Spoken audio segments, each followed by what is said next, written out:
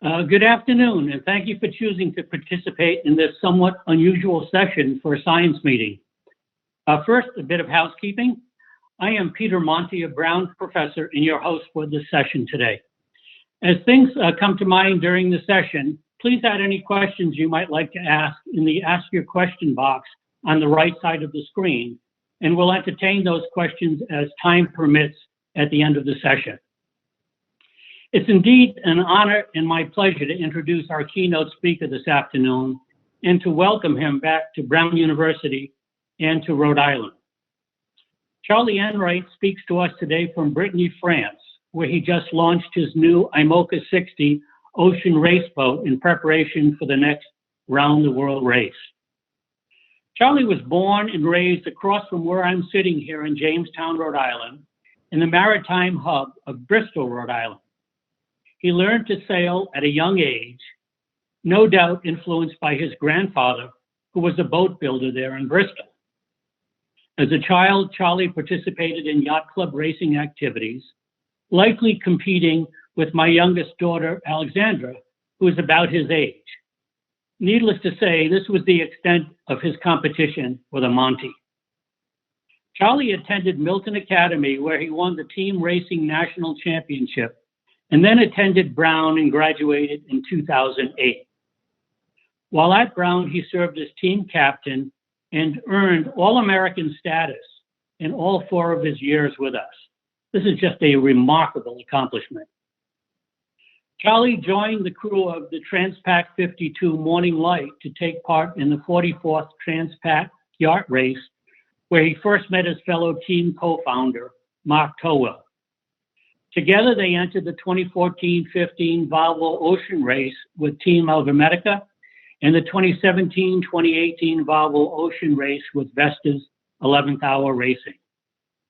He led both campaigns as a skipper. At the ripe old age of 36, Charlie has 2 round-the-world campaigns under his belt and over a decade worth of ocean racing experience. To my mind, he's the best ocean racer in all of North America. Charlie is the skipper of 11th Hour Racing Team with a passion to build a high-performance ocean racing team with the notion of sustainability being at the core of all of their operations. It's for these reasons that Charlie has become a hero to those of us who care about our oceans' health, and I am absolutely thrilled to hear about his latest thinking about ocean racing and sustainability. Charlie, we wish you all of the best in your 3rd round-the-world race, and please consider this your start gun for today's talk.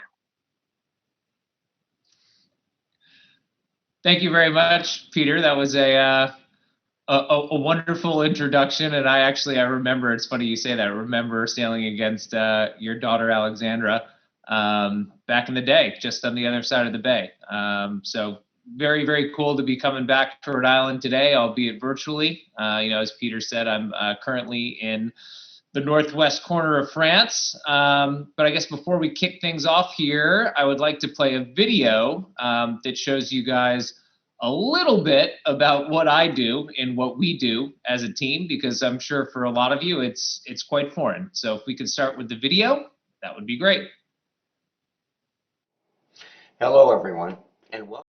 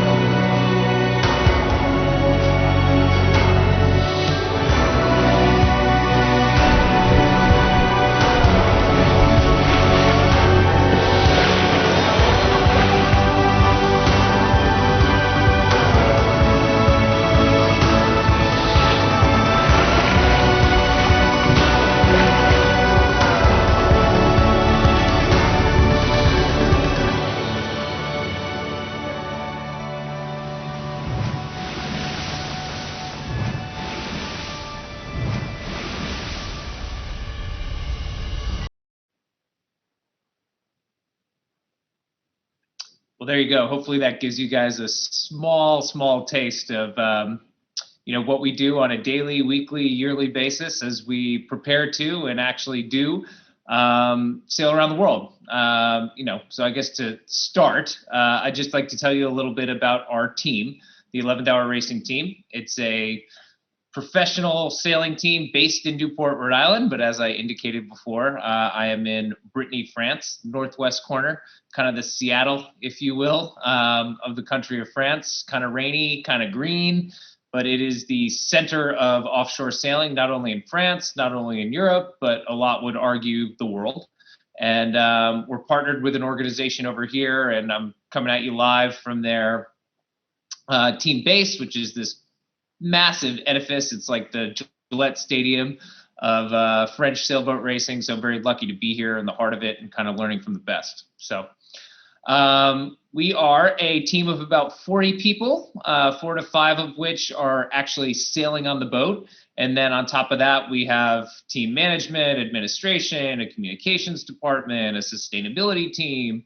You could be coming to work every day as a boat builder or a rigger or an electrician or a sailmaker. There's so many components that go into what we do, and I think a lot of people tend to overlook that. I'm sure, just like you guys, it's all about the people that you surround yourself with, the people that are kind of the face of the franchise on Zooms like this, but then also the people in the background that do all the work and actually make it happen. And the people that we're generally most appreciative of. So that's a little bit about our team. Maybe we can talk a little bit about the boat, and we can skip to the next slide. The boat that we'll be sailing in the next Round the World race is called an IMOCA 60. As Peter alluded to, we just launched a new version of this boat just last week. This is our training boat, if you will, sailing here in Brittany about a year ago. It's made completely of carbon fiber, sails around the world with anywhere from 1 to 5 people in it. These French people are totally crazy. They do what I do by themselves. I told you before, it's 60 feet, fully made of carbon, goes up to 40 miles an hour. It's got big hydrofoils that you can see sticking out the side that actually help lift the boat up and out of the water, reducing its wetted surface, reducing its drag, and kind of allowing it to achieve these really high speeds. A boat like this, if it were to go around the world nonstop, would be able to do, those 30,000 miles in about 70 days, which is pretty crazy. It's really moving. They've taken a lot off the existing round the world records, and the round the world monohull record is currently held by one of these IMOCA 60s. So they're high tech, they're fast, everything's custom, it's bespoke. It's light. It's pretty Grand Prix. We're really pushing the boundaries of not only offshore sailing, but what sailing yachts in this day and age are capable of. So maybe just a little bit about our team's mission here. We can skip to the next slide.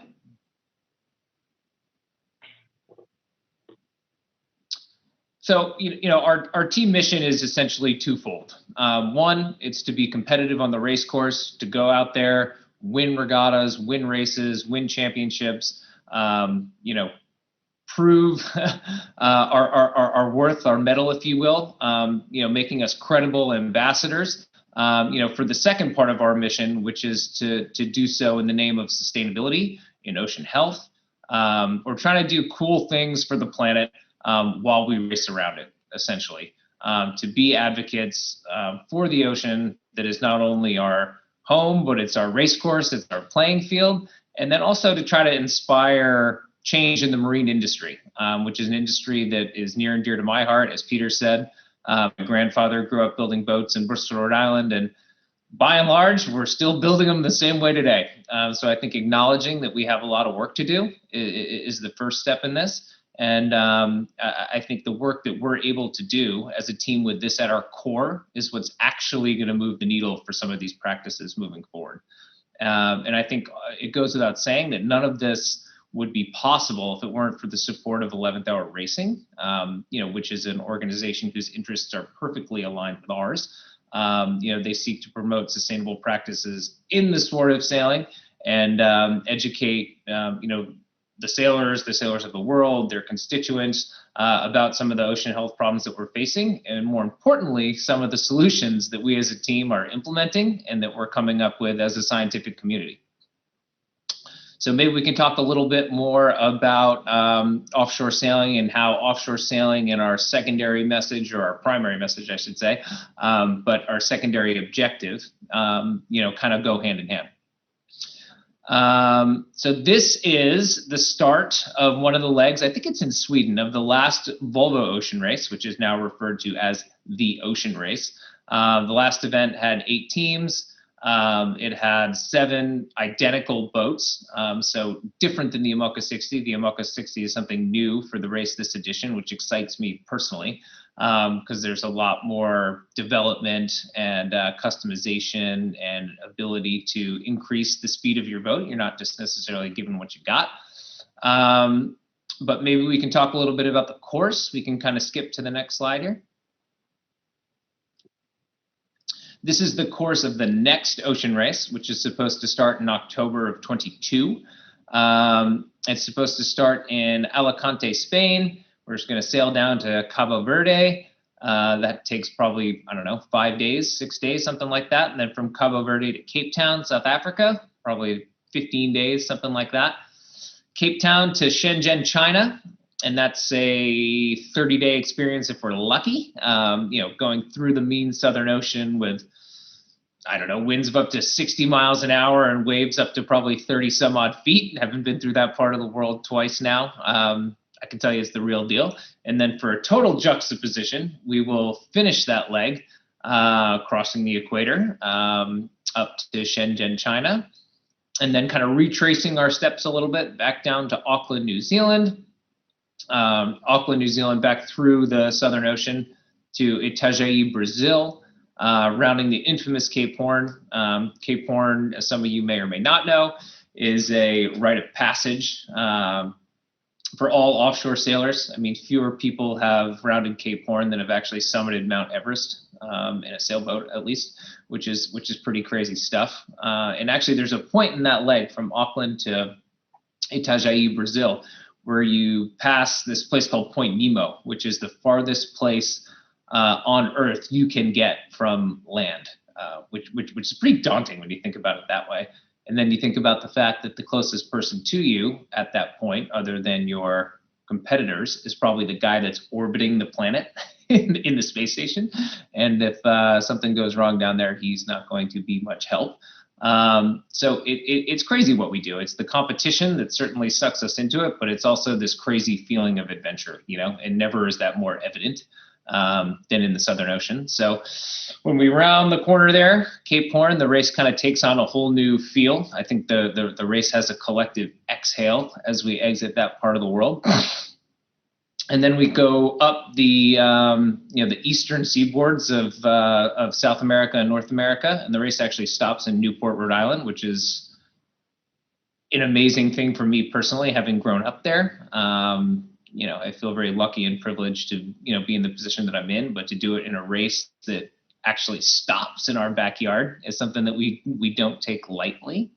And then a short little transatlantic hop, which is about 8 days across, something like that, to Aarhus in Denmark, down to The Hague in the Netherlands, and then the race will actually finish in the Mediterranean in Genoa. So they kind of, become a little rapid fire there at the end. But the longest legs are 35 days. The shortest legs in the end there in Europe can be, I think Aarhus, to The Hague is just a day or two. So the way it works is kind of like, it's like golf. Like every leg is like a round of golf, or a hole of golf, I should say. And the boat that finishes first place gets the number of points equal to the number of competitors, and then second N-1, third N-2, so on and so forth.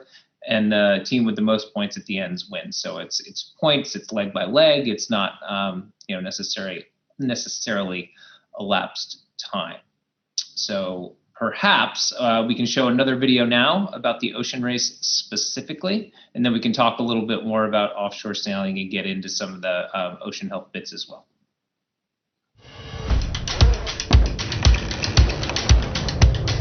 This race is probably the most epic thing you can do as a sailor.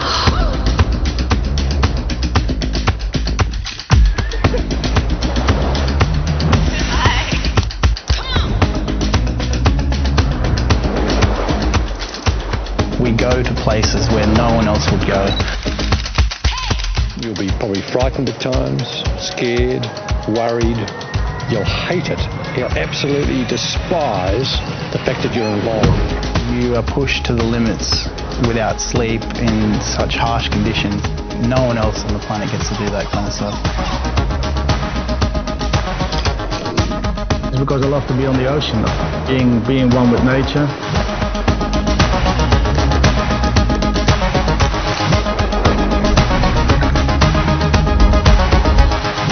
It's a 9-month race, it's 45,000 miles, and it doesn't stop. You know, it's 24/7.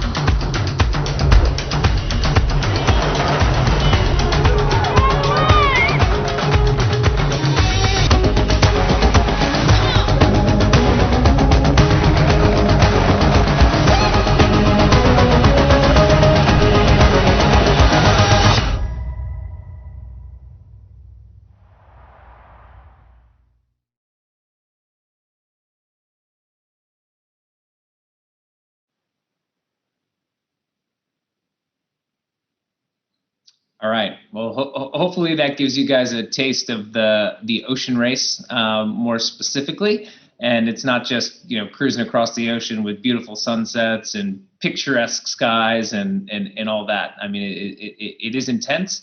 It's certainly a weird way to live, but it's kind of like this race, this competition, this sense of adventure, everything I touched on before. It really gets into you, and it becomes part of you, and it's a way of life.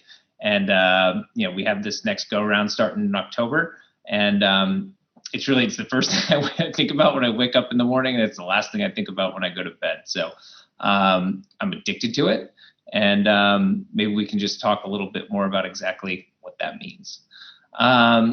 Here on this slide, I have something about traveling light. On board, we really try to minimize everything we possibly can from a performance aspect, but also from a sustainability aspect. The boat itself actually turns into a nice little microcosm, how little you actually need to survive for a 30-day leg from, call it, Alicante, Spain to Cape Town, South Africa, in conditions where we experience 100-degree weather on the equator, 40-degree temperatures as we cruise into Cape Town out of the Southern Ocean. I basically get to bring everything I need in a backpack. So I have one pair of shorts, one pair of foul weather gear, maybe 2 shirts, toothbrush, deodorant, all this kind of stuff, and that's it. I mean, you think about a trip that you take that takes a month. We got multiple suitcases and buying stuff when we get there and this and that, but with performance and sustainability in mind, you'd be surprised how little we get away with for such extended periods of time. And you can see some of the personal bags that we have in that slide there. I think there are about 30 liters volumetrically. Everybody in the book gets 30 liters to fill up what they need for 30 days. So it's not that much. And you can see the food bags there that are numbered in the top right-hand corner. You can see, some of the other bits and bops around the boat. It's pretty crowded. So I'll skip forward here. You can see our wonderful bedrooms, our master suites. We sleep in pipe berths there all the way outboard to increase the riding moment of the boat. We can skip to the next slide.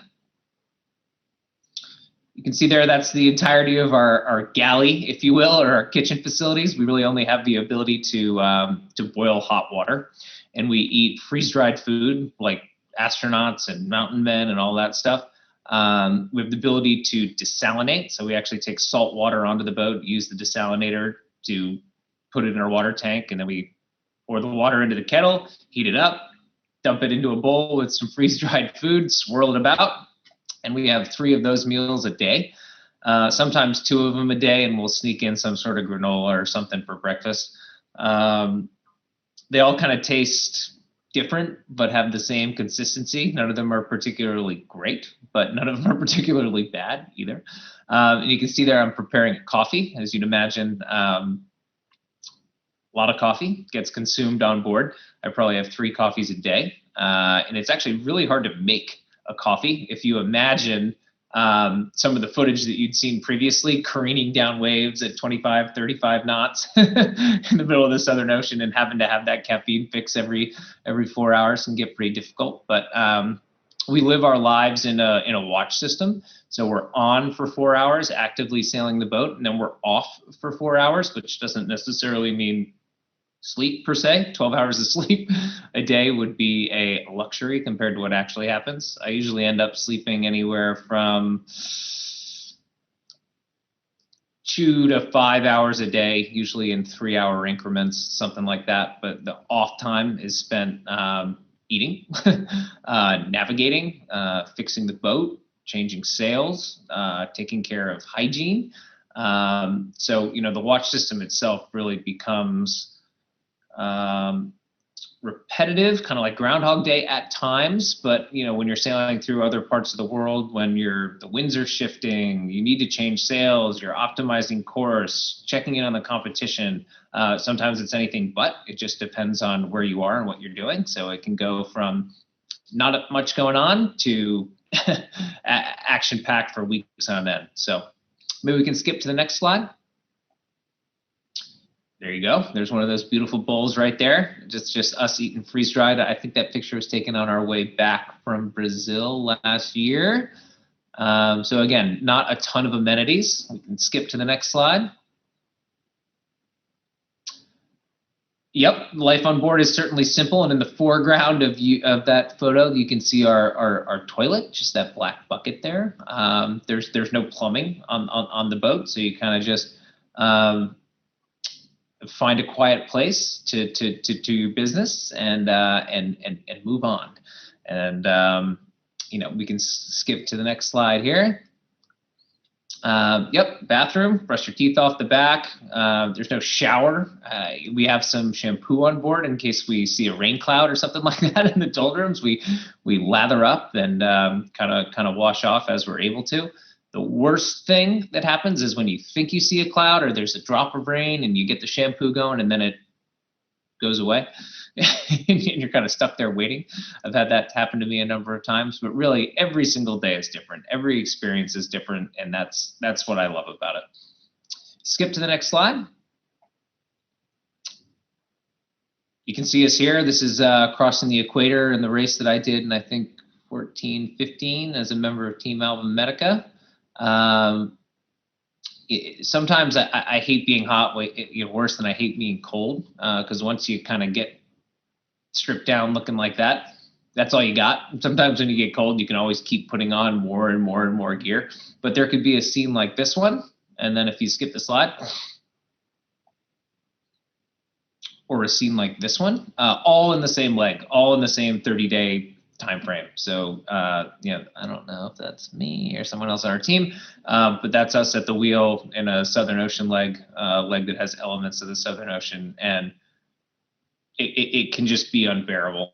I talked about the wind speeds, in excess of 60 miles an hour somewhat regularly, the temperatures, down in the 40s Fahrenheit, with the boat going 30 plus knots at any given time. And I've had snow on the deck in the Southern Ocean, hailstorms. I mean, I've packed an actual snowball with what I've been able to gather on deck before. It's a pretty treacherous part of the world, but it's also a rite of passage. It's harrowing, it's adventurous, and sometimes, scarily enough, a lot of that goes out the window when you got a competitor right next to you and you're just kind of pushing the boat and trying to keep it in one piece, but make sure maybe you're pushing marginally harder than the other guys. So it's a tricky part of the world down there. And you can imagine if the water in the next slide was just above freezing, that would make for a pretty tough day. But in addition to days, we spend nights out there. So maybe we can skip to the next slide. We do get to see some things that are absolutely stunning, and we know that a lot of people, the rest of the world isn't able to see. Unobstructed stars, remote islands as we're going up and down the Pacific. We are very, very lucky to be able to do what we do. It gives you a unique perspective of the ocean. And it's funny because I think about it all the time. Because I have now sailed around the world, does that mean that it's big, or does that mean that it's small? it really messes with your perspective on things. But when you'll see when we skip to the next slide here, that we're not the only ones using the ocean. We see marine mammals all the time when we're out there, all different types: whales, dolphins, fish, turtles, you name it. Sharing what I see with my kids. I have a 4-year-old and a 5-year-old now. Is a pretty cool part of what I do, kind of bringing them into the fold and sharing some of my experiences and what I get to see with them. So yes, we get to share the ocean with the natural world, but also if we skip the slide, you can see that we can also share starting to share more and more. Can you skip the slide, please?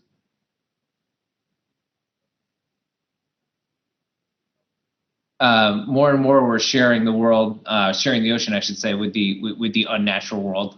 That picture was taken just a couple days ago here in Brittany when our foil caught a plastic bag. I mean, marine debris, what you can see, what we can see, is a big problem in ocean health, certainly, but really what's scarier for me is what you can't see in the microplastics and some of the places in the world that we've been able to find those through the sampling that we do on board, which I'll touch on a little bit later. But if we skip the next slide, you can see that sometimes, we're sharing the ocean with the natural and unnatural world at the same time.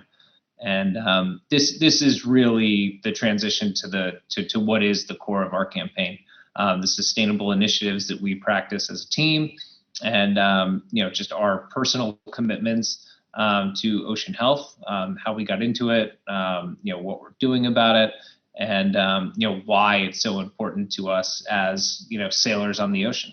So you can skip to the next slide here.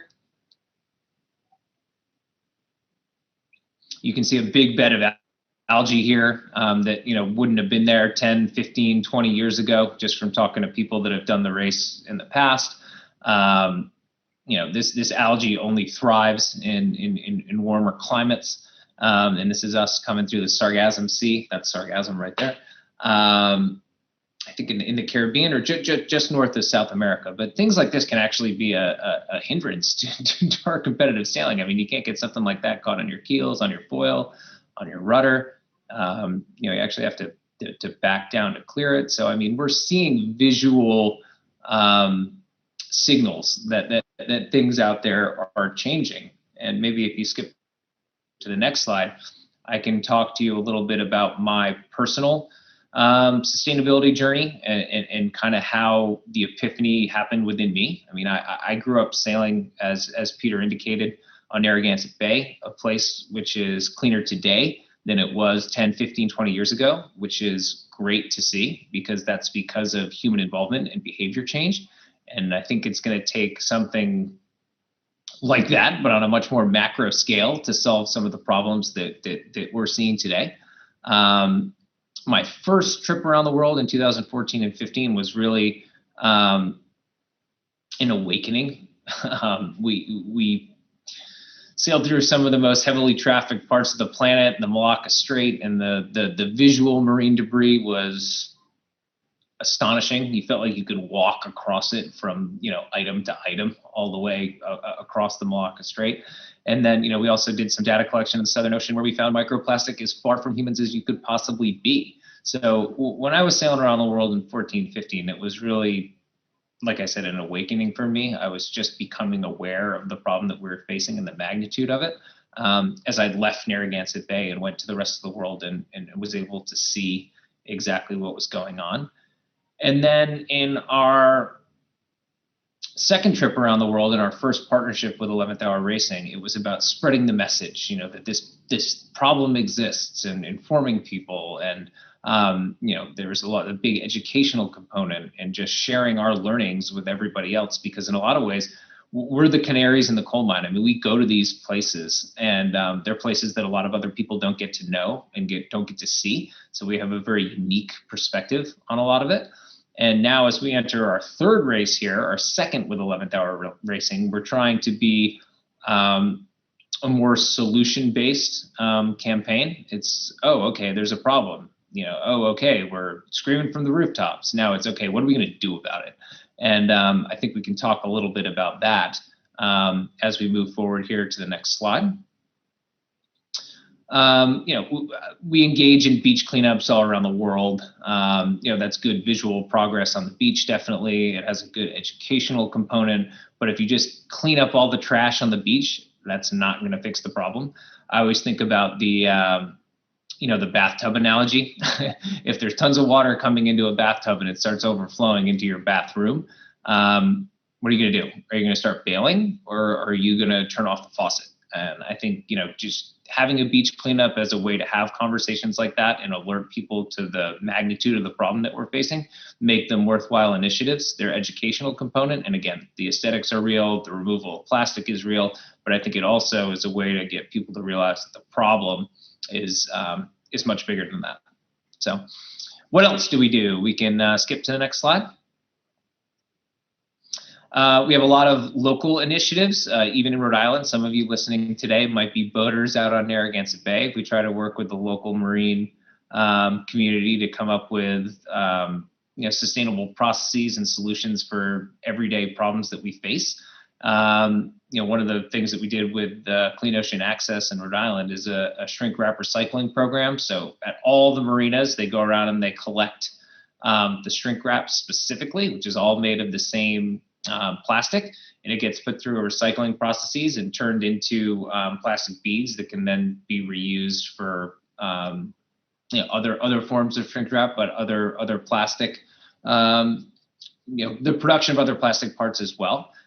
So that's one of the initiatives that we're doing locally in Rhode Island, which is great. And then another one that we're doing in Rhode Island, if you skip to the next slide, please, is a partnership with Healthy Seas and Healthy Soils, Healthy Seas of Rhode Island, which is a composting initiative, which you think, what does compost have to do with ocean health? But it has a lot to do with ocean health, because if compost and food scraps go into the landfill, they emit methane, which is a greenhouse gas, which warms the ocean, which subsequently affects climate change. But I think just what I love so much about this initiative is it just connects your actions on land to what we do on the ocean, and how everybody's personal behavior, whether they know it or not, conscious or subconscious, affects the climate crisis that we have on our hands. So this one is near and dear to me, the work that we do with the folks from Healthy Soils, Healthy Seas.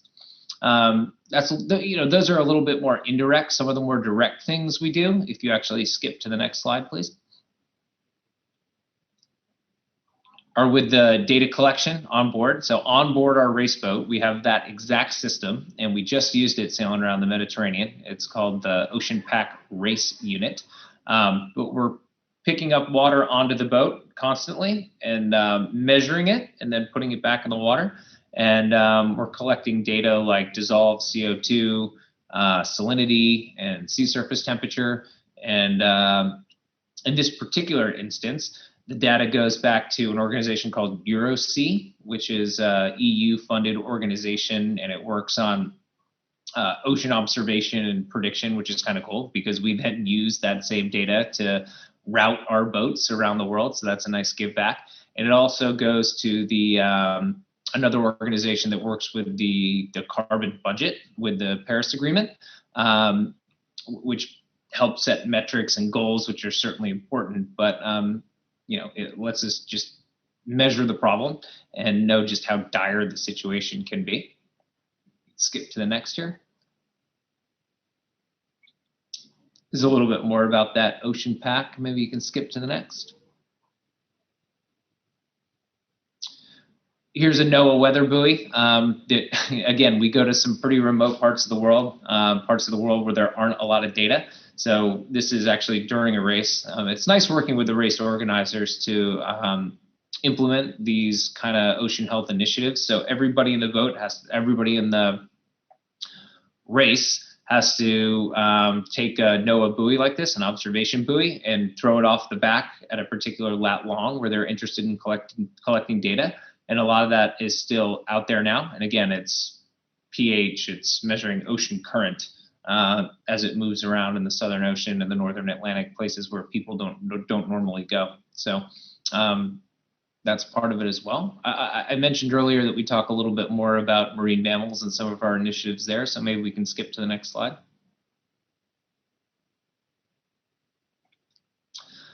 Marine mammal strikes are a real thing, and we have a marine mammal strike mitigation plan that we visit every time we go on a journey of significant length.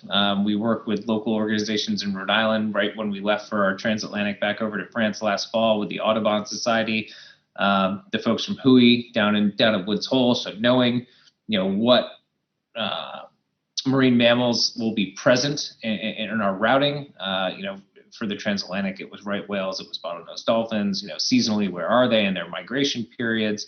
And then in the instance where we do encounter a marine mammal and there is a strike, who to report it to?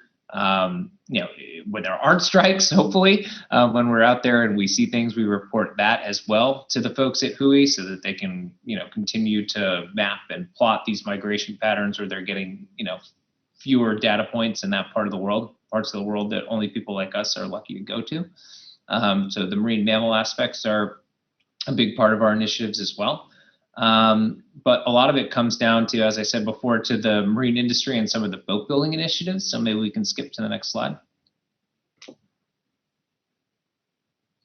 That's our new Amoca 60 just rolling out of the shed at CDK Technologies and Brittany. And sustainability played a big role in the building of this boat. A normal sailing campaign would have a decision-making matrix that's like cost, weight, performance, period. And we add sustainability into our decision-making matrix on every single level with every single thing we do. Just, I guess, holistically, if you can skip to the next slide. Do a very in-depth life cycle analysis for every part that goes into the boat, every screw, every rivet, every piece of carbon, every piece that goes into the sail. Where did it come from? Where is it going? What is its useful life? What's the plan for it after the fact? So the only way to get better and to set the standard is by measuring. And the life cycle analysis and the tools that we use through Marine Shift 360, an organization that we've been working very closely with to document this. And actually, we're trying to require that all Amoca 60s moving forward go through the same process and have to undergo these life cycle analyses so that we can continue to move the needle as we move forward in this Amoca world over here in France. And we can skip to the next. We do a lot of experimentation with renewables, other materials. Unfortunately, today, carbon fiber is the best material for building a performance offshore boat, and that's because of its strength to weight ratio. But with a lot of parts that are non-load bearing, there are equally as light or potentially even lighter solutions in the likes of flax, recycled carbon, which has 90%. A 90% reduction in a 10%, what am I trying to say? Recycled carbon fiber has 90% less of a carbon footprint than virgin carbon fiber. There we go. So doing what we can with the recycled stuff is definitely better than starting anew. Some parts on the boat are made of cork, bamboo. I mean, we're really trying to push the envelope on this stuff. And unless we do it, and we're in a empowered situation to do so, they're never going to change. So hopefully we can do some of the experimentation for the marine industry, and we can lay that out for everybody so they don't feel like they're taking the risks, and they can adapt some of these practices moving forward. And skip to the next slide. And it's great when you can incentivize folks to get on board, and we've been able to financially do that with some of our suppliers and their supply chain. This is a cute little story about CDK. They get all of their carbon fiber in rolls, and we urge them to send the cardboard rolls back to the manufacturer so they could be reloaded and sent back, and it actually ended up saving them tens of thousands of dollars in the end over the course of the build.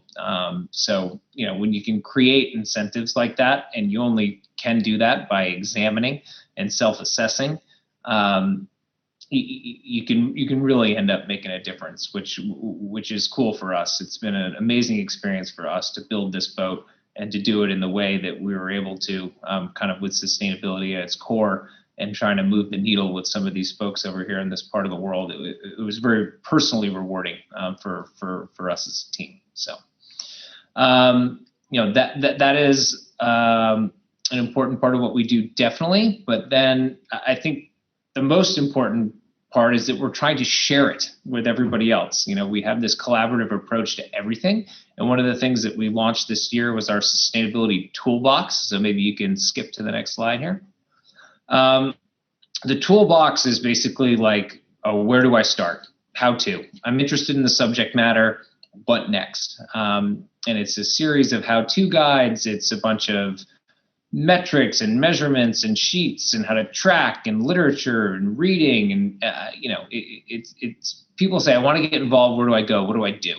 And it's a real easy, user-friendly place to send folks.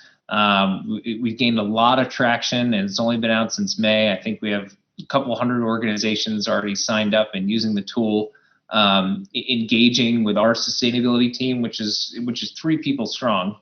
Nothing to shake a stick at. And it's really cool to be able to effectively and easily spread the message of what we're doing over here with our campaign, and trying to help people figure out how it fits into their organizations. For instance, here we are talking at a biomedical conference. What does sustainability look like for you? Maybe the toolbox is a great place to go, and you can experiment with what's in there, and see if there's anything that resonates, anything that might hit home for you guys. So I can show you a little bit about the interface. Maybe we can skip to the next slide. You can see just some of the the benchmarks, resources, guides. Whether it's the ISO 2021 standards or LEED certification in the United States. I mean, it depends on where you are, but it's all spelled out for you in there. I suggest if you have some time and you're interested in the subject matter, take a look. But yeah, I mean, if there's one thing I could say, I mean, it's that's our call to action. If you're curious about what we're doing and why we're doing it, don't be afraid to visit not only our team website and follow along, but also the Sustainability Toolbox website and see how it maybe applies to you guys in your everyday lives. So skip to the next slide. More about the toolbox. And then I think we just have one more at the end. Skip to the next.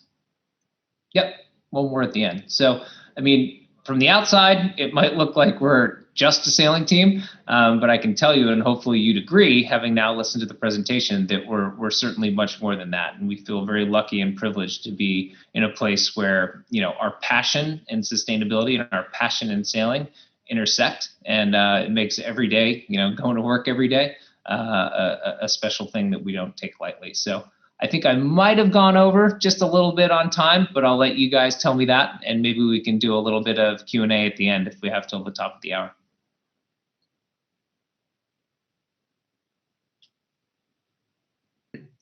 Thank you very much, Charlie. That was a great talk. We have time for a couple of questions. One is regarding pollution. Given what you've seen regarding the scale of human pollution in the ocean, are our prevention and cleanup efforts realistic? Again, I go back to the bathtub analogy. I mean, it's about stopping what's going in. That's the most important thing, and it has to come from a grassroots movement, behavior change amongst the people, and it has to come from a top-down movement as well. I mean, we can't continue to manufacture products with 17 different types of plastic in it. The end user doesn't know what to do with it. How do you recycle it? Where does it go? Plastic is a new phenomenon in certain parts of the world, and those parts of the world happen to have, limited waste management capabilities. So, gravitationally, where does all this stuff end up? It ends up in the ocean, unfortunately. So, are we doomed? No. But is the answer cleaning up? That's part of it. But I think the real answer is just stopping making all this stuff. How much do we really need? The world existed before all this stuff was around. Can we get back to our roots, and can we come up with creative and innovative solutions to the production process? That's kind of my take on it. And the second question is related to racing strategy. Question is, I assume the precise route on a leg is part of the race strategy. Do the routes chosen by each boat on a leg of the race vary considerably? Interesting. Yes. So basically, we have a lot of navigational computer software that we use to determine which direction we want to point the boat, depending upon what the weather's doing and the performance of our boat specifically relative to other boats. So we have an algorithm on board, basically, in our navigation software that says the boat goes this fast at this angle relative to this much wind. And it tries to predict, as the weather evolves, the fastest route from point A to point B. But not every boat has the same polar or the same performance in all conditions. So while we all use the same weather grids, formulas, prediction processes, we all have different performance. So some people, it could be faster to go where there's more wind. Some boats are optimized for less wind. So I guess it totally depends on your boat and the weather. But yes, you're trying to get there the fastest, but there are many routes, many ways to skin a cat. Thank you. Peter, do you have any final comments? Yeah, well, it's obvious to me now why they asked me as director of the Center for Alcohol and Addiction Studies to moderate this session, Charlie, given your addiction to sailing. I'm wondering at what point I actually missed the boat, and I'm wondering in your lifetime, at what point did you know that this is what you wanted to do as your life's work? Oh, I don't know about that. I guess the prospect of doing something else now is pretty daunting, but I don't know, maybe when I was in college at some stage. Definitely when I did the Morning Light project, while I was at Brown, I took a year away to do a race that goes from Los Angeles to Hawaii, and that was really the first time I was exposed to professional sailing, as a potential way to live one's life. And from there, it's just kind of exploded. It's just kind of on to the next race, on to the next thing. How can we better? How can we be better? How can we be faster? Continue to challenge ourselves. And once we got into this ocean race thing, it was kind of that was us. And the partnership with 11th Hour Racing and just the passion that we get to bring to work every day has only made it stronger. So hopefully, no end in sight. Terrific. Well, thank you for just a terrific talk and very inspiring. And I'd like to wish you all the best in your next campaign. Go for it. Thanks again. Thank you guys so much.